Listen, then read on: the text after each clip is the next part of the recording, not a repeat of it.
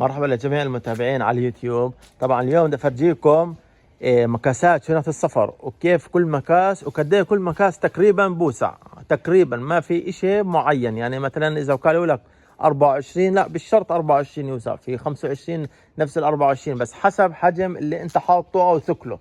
يعني مثلا اذا تحط مثلا اشياء تموينيه مثل جبنه مثل زيتون، لا هاي بتوزن. يعني مش شرط انا بحكي لك على وزن الاقمشه، كم توسع وزن الاقمشه وكم مكاس كل شنطه. مكاسات شنط السفر بالسنتيمتر وبالانش، قديش بتكون بالانش وقديش بتكون بالسنتيمتر.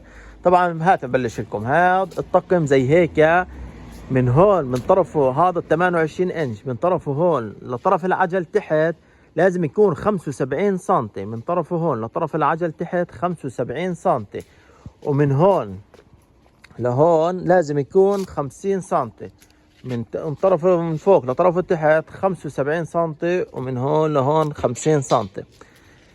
هذا 28 انش. ال 24 انش بنقلل 10 سنتي من هون لهون 65. من طرفه تحت شايفين العجل لطرفه فوق 65 سنتي، ومن هون لهون 45. طبعا 5 سنتي بنقص بالعرض و10 سنتي بالطول.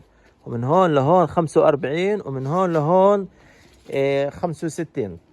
هاي بتيجي من هون لهون 40، ومن هون لهون هاي ال20 هاي ال24 حكينا لكم. مش صح اذا حكيت، بس هاي ال24 هذا المقاس.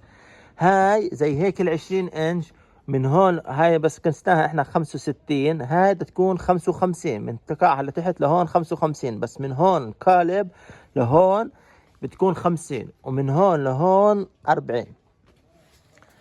اذا هاي من هون لهون زي هيك كنا 50، ومن هون لهون 45، وهاي من هون لهون 40. هاي المقاسات الشنط الجر اللي بيجن.